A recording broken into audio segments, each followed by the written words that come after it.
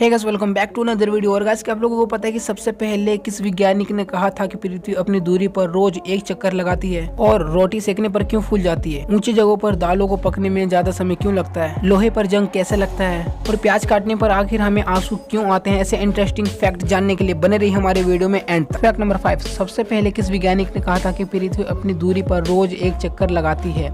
Nicholas Copernicus ने Copernicus को आधुनिक खगोल विज्ञान को संस्थापक माना है। सन 1530 में कोपरनिकस ने अपनी रचना डी रिवोल्यूशनिबस पूरी की, जिसमें कहा गया था कि पृथ्वी अपनी दूरी पर रोज एक चक्कर लगाती है और सूर्य का चक्कर लगाने में उसे 1 साल लगता है। फैक्ट नंबर 4, रोटी सेकने पर वो फूल क्यों जाती है? रोटी बनाने के लिए शुरू में जब पानी की सहायता से आटा गूंदा जाता है, तब गेहूं विद्यमान प्रोटीन एक लचीली परत बना लेती है, जिसे लासा या ग्लूटेन कहा जाता है। लासा या बोले तो गूंदे हुए आटे की विशेषता यह है कि वह अपने अंदर कार्बन डाइऑक्साइड सोख लेती है। इसी कारण आटा गूंदने के बाद फूला रहता है।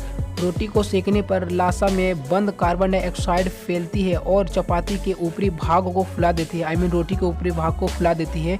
जो भाग तवे के साथ चिपका होता है उसकी पपड़ी सी बन जाती है और हमें रोटी मिल जाती है। इसी प्रकार दूसरी तरफ से सेकने पर चपाती की दूसरी तरफ भी पपड़ी बन जाती है। इन दोनों पपड़ियों के बीच बंद कार्बन डाइऑक्साइड पूरी गैस और भाप चपाती की 2 अलग अलग परतें बना देती हैं। कार्बन डाइऑक्साइड गैस बनने के लिए आटे में लासा की उपस्थिति आवश्यक है। गेहूं की चपाती खूब फूलती है, परंतु जौ, बाजरा, मक्का आदि की चपाती नहीं फूलती या कम फूलती है तथा इनमें परतें भी नहीं बनती, क्योंकि इन अनाजों में लासा की कमी होती है। फैक्ट नंबर 3, ऊंचे स्थानों पर दालों को पकने में ज़्यादा समय क्यों लगता है? जमीन से बढ़ती हुई ऊंचाई के साथ साथ वायुमंडलीय दाब भी क्रमशः कम होता जाता है। दाब के साथ साथ द्रव के क्वथनांक में परिवर्तन होता है। द्रव का क्वथनांक दाब की वृद्धि के साथ बढ़ता है और दाब की कमी के साथ घटता है। यही कारण है कि ऊंचे स्थानों पर या पहाड़ों पर वायुमंडलीय दाब कम हो जाता है। कम हो जाने से पानी 100 डिग्री से कम ताप पर ही उबलने लगता है और दाल पकने में ज़्यादा समय लगता है। फैक्ट नंबर 2, लोहे पर जंग कैसे लगता है?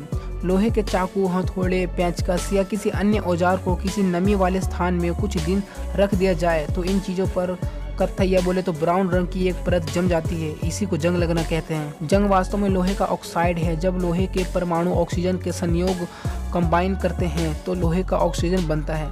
लोहे से परमाणु का ऑक्सीजन से मिलना ऑक्सीजन क्रिया कहलाती है। लोहे पर जंग लगने के लिए ऑक्सीजन और नमी का होना अत्यंत आवश्यक है। सूखे स्थानों पर लोहा ऑक्सीजन से संयोग नहीं करता। नमी और ऑक्सीजन की उपस्थिति में ही लोहे के परमाणु धीरे धीरे ऑक्सीजन में मिलकर लोहे का ऑक्साइड बनाते रहते हैं और जंग लगने की क्रिया जारी रहती है। जब लोहे की वस्तु पर जंग लगना शुरू हो जाता है तो धीरे धीरे उस वस्तु की सारी सतह पर फैल जाता है।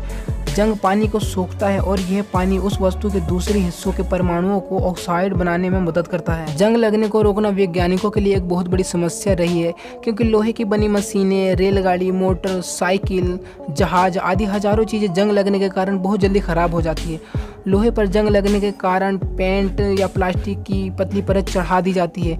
इससे कुछ हद तक जंग को रोका जा सकता है। पेंट या प्लास्टिक की पतली परत के कारण लोहे के परमाणु पानी के संपर्क में नहीं आ पाते, इसीलिए ऑक्सीजन लोहे से संयोग नहीं कर पाती और जंग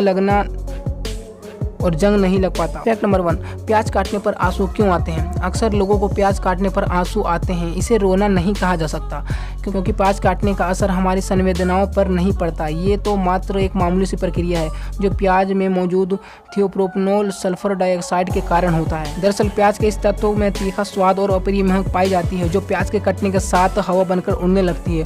और जैसे ही इस हवा का संपर्क हमारी आंखों से होता है, वो आंखों में जलन पैदा कर देता है और आंखों में तेज जलन के कारण या बोले तो संवेदनशीलता के कारण आंखों में आंसू आने लगते हैं।